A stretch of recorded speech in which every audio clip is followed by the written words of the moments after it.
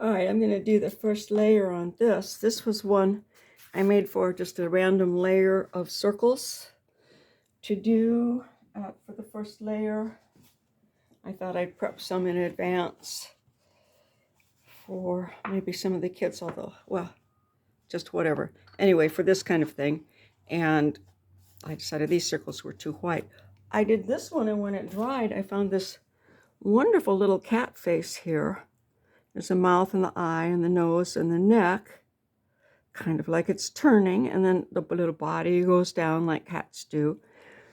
And then if you zoom in further, there's a second cat face here. There's a mouth open with a tooth and an eye. So it's quite a neat thing. So I found something to make a circle that big, which would be a fairly small Christmas tin. This is probably about 6 inches. No, I think this is 7, so, or 7.5. So, yeah, well, I guess about 6 inches. Anyway, it doesn't matter. And then I have these cups for different circles, which I thought this was too big, but this was a good size. And I moved down to a slightly smaller paper for the kids. So I'm going to put my first layer in around these. And I made a very nice video the other day. And I had it zoomed in too far. I had forgotten that I zoomed it in. And I was way too far in. And I missed it. So what I wanted to do was stress the concept of using the water to guide, whoops, I'm going to leave that part alone and just go over here first, to guide where the paint is going to go. So I spilled out water in there, and it's touching the outside water that's outside the circle, so that would give it a channel to spread. And we don't want that. So we're laying down the water for a nice light wash, which we can go into pretty much with a full intensity color and allow it to spread. Okay, so I've got enough for here. Now, which color should I choose? You notice this is red, yellow, and blue, although I chose a turquoise blue instead of a blue to put in there. All right, let's see. I wanted something light. What color will this red become if I put something over it?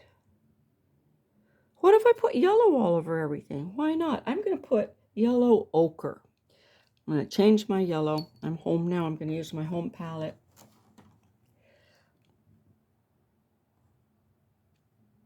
There's my yellow ochre. Oh no, I have yellow ochre in my travel palette as well.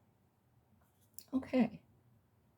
Oh, I think maybe these are the ones I use straight out of the palette of the student watercolors that we have at the place. So I'm mixing this up now from the hard stuff up here. This is what's usually in a pan, but if you put it up here, then you don't have to pick it up and carry it out and put it over there as much. You can actually make your little pool down in here. And this pool is your paint. So you don't want to make it too watery. It's not a wash. You want to get enough pigment into the water that you have paint. Okay, this paint should be pretty well saturated. I'm going to go straight from here too. Okay, so there, then we put the stuff that we've picked up with our brush that ordinarily people go whoop, straight from the pan. Don't do that. Put it here, and that's what these little wells are for. And then we're going to go in and see how this looks. We've got some leeway because there's a lot of water on here. So first I'm going to take it and distribute what I have. So I'm not going to go back into that paint that I made. I am going to go into the water and add a little more water to my brush to help carry that paint out.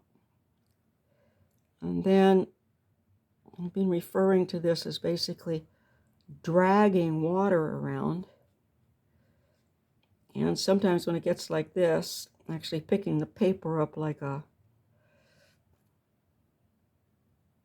pinball game and moving the board around to get the water moving where you want it. Okay, I have not gone back to load up my brush yet. I only have put water in. So I'm just taking parts of this, and I may splash some random colors, but I may not. I'm picking up water, and I'm going to touch my paint, and I'm going to start with a little more here.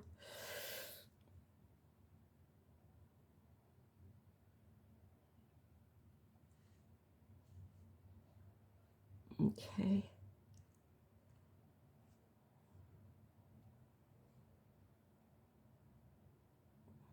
I'm not going to go real close to that circle. Here's my water spill right there. So if I stop here, I can do that later.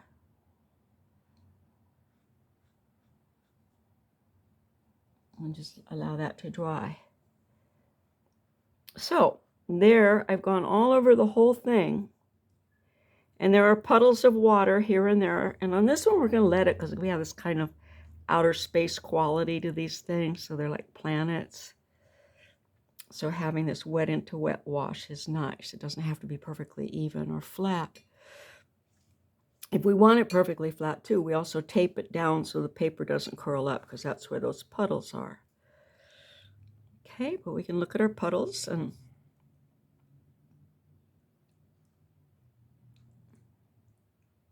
move around. But it's just generally best to wait for it to dry and see what you've got. Like when I did this one, I didn't see that cat. I didn't try to make it. It just came. Now my next layer is going to be light enough that this curve of the cat's body will be preserved. And I did put a little circle in advance there. And now I don't have a heat gun, but I do have the sun coming directly in on the floor. So I'm going to put this along with its towel right into the sun right now.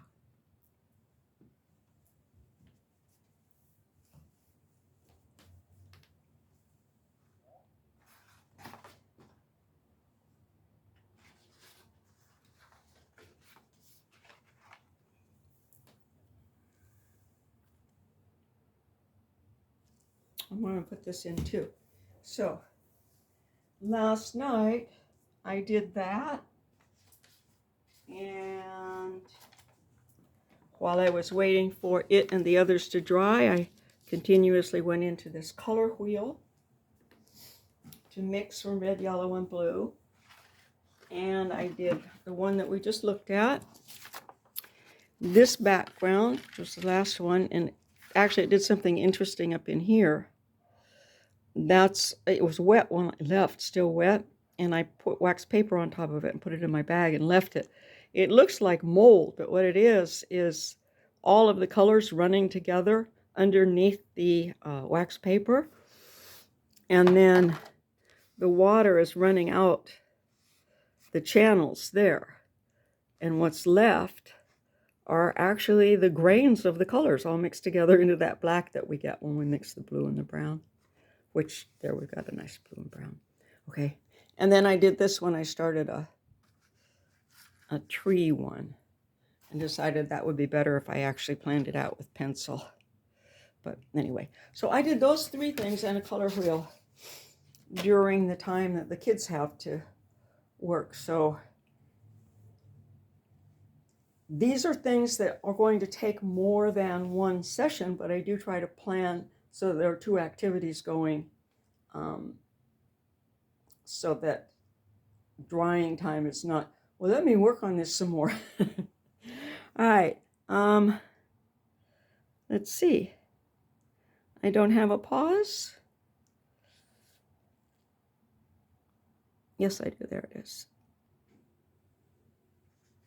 All right. It's dried in the sun, like probably 2 hours. And okay. Now I'm going to put some more circles in. Oops. And then the big one. The big ones are nice sometimes too for, oh, this is a nice size. Putting behind a whole lot of stuff. All right, let's try this guy. Got one back there. Okay, I want it to show that, right? Yeah. And okay, so these now are all going to be ones that don't touch like that. The circle that overlap, so they are going to look like they're behind it. That's how this works. Okay, so there's the one that's going to be behind those. And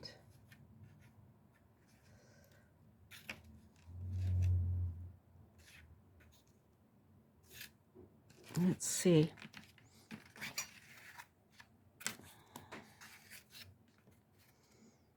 Now that looks good. And I really don't know what my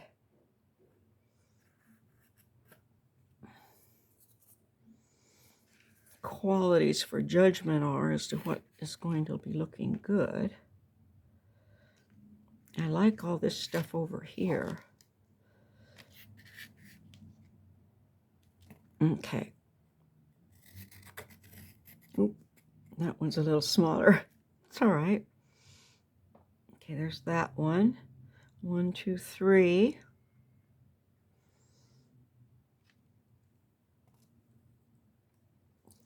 All right, here. Now we have 4 of them. So that one's going to run off the edge. It's good to make things that run off the edge.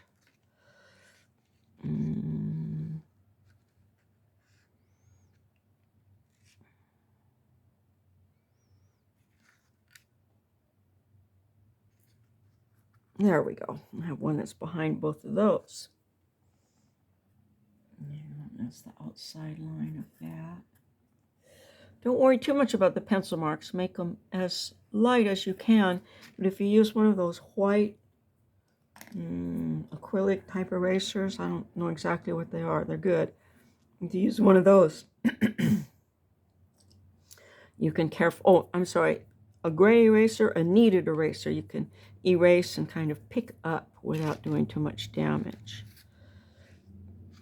There we go. There's a good one right there. Okay. And then we're going to do the same thing. We're going to get water. What color are we going to put? And we can get our water first. I put yellow. And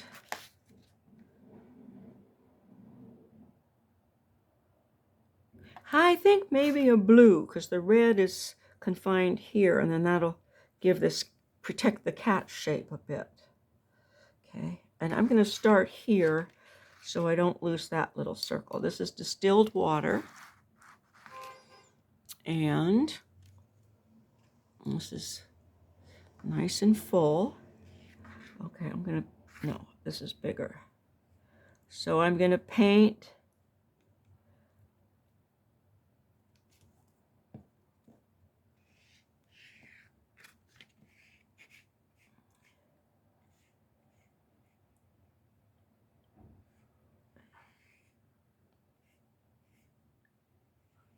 around all of the circles that are on here, the old ones and the new ones. I'm just going to paint around. I'm going to put water around them.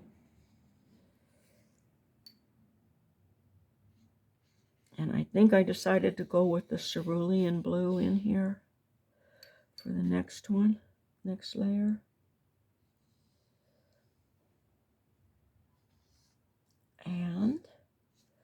you've done your overlays of the same stuff, you know that if you put the cerulean over the cerulean,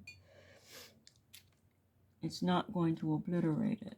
It's just going to make it a little darker, so it'll be preserved. Okay, there's that circle. Is this all wet over here? Oh, it's just a little wet. Is my head in there again? Okay, here we go, over here.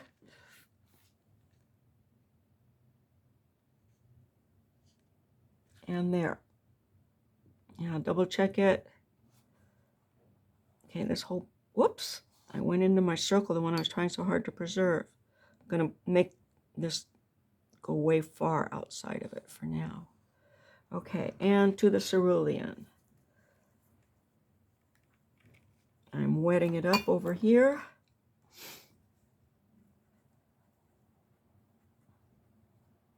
Tilting my palette a little bit so I can have more water going against it to get the pigment to flow down into it.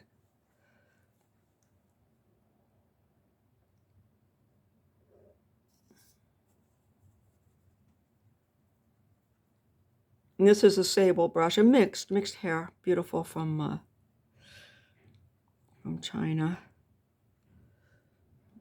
It's made of buffalo horn. I have two of them. And the other one has a gourd carved into the handle. Okay, so I think I'm not going to go into where I spilled over. Where did I spill over? Okay. I think I'll start here. Now, you see how strong that pigment is? I'm going to get rid of it. Here's how I get rid of it. I'm going to scrape it back into the well. Okay. And I'm going to distribute it. Here we go. And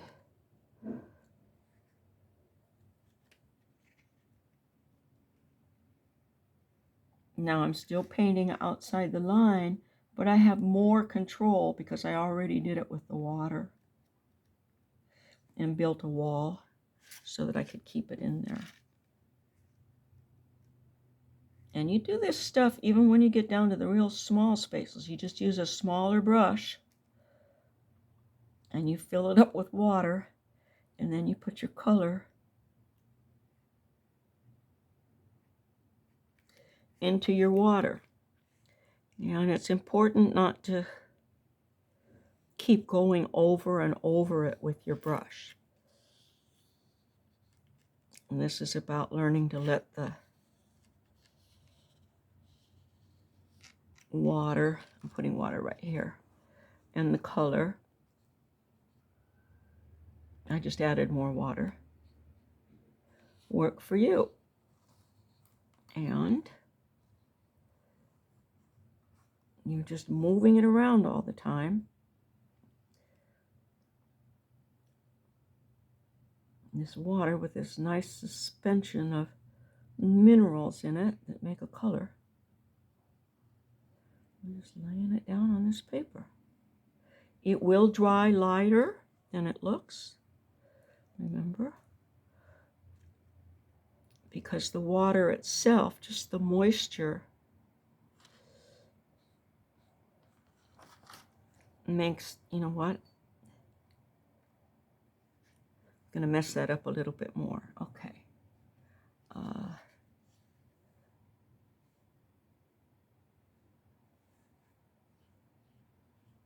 Okay, I can be fairly sloppy painting around too, because I also know that since there's water right up to the edge, if I don't make it all the way to the edge, it's going to get carried there by the water.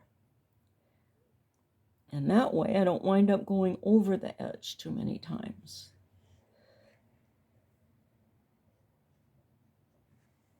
I'm going to dab a tiny bit more color in there. Okay, there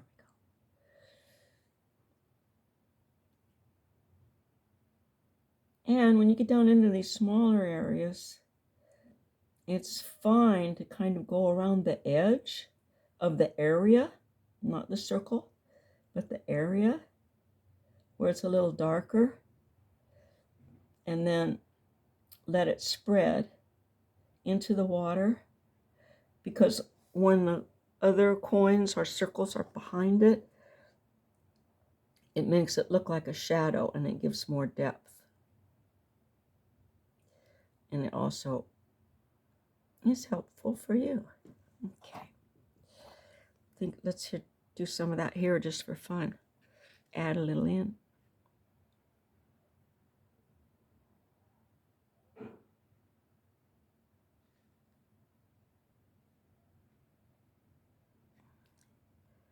All right, and here, I think we're good here.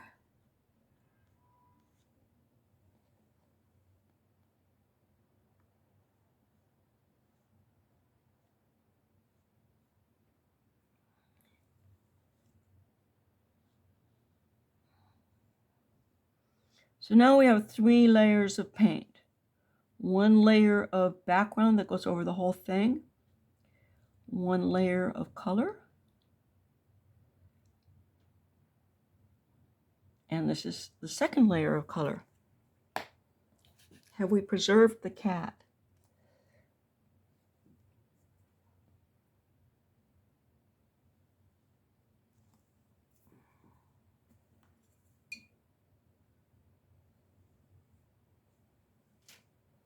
And, oh, I think we can do a little shadow up here too.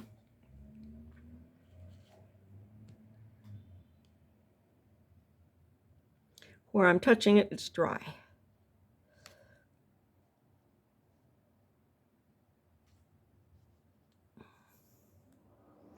Notice I'm bracing my hand. Let me move up a little more. I'm bracing this hand on top of the other hand for a little more stability. Often when I'm sitting down, I'll brace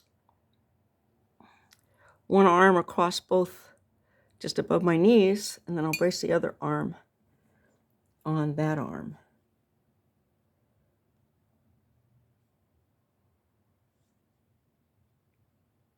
And here, I'm not doing this dry brush. I'm actually picking up pigment and spreading it into the water. Don't do too much of this, though. It'll look just as bad as dry brushing the whole thing with a little bitty brush. There. And let it spread, and we'll see what we have after that.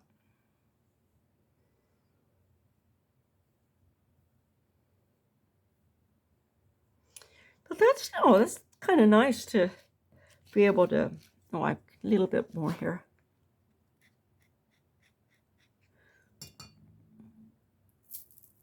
Why is this brush stiff?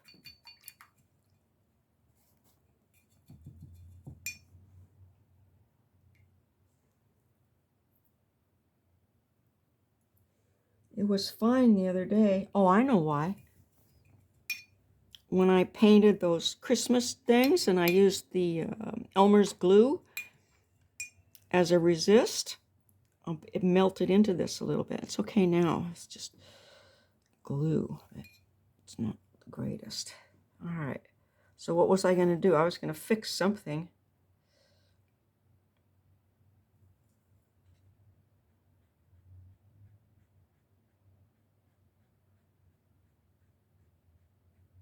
I don't know what.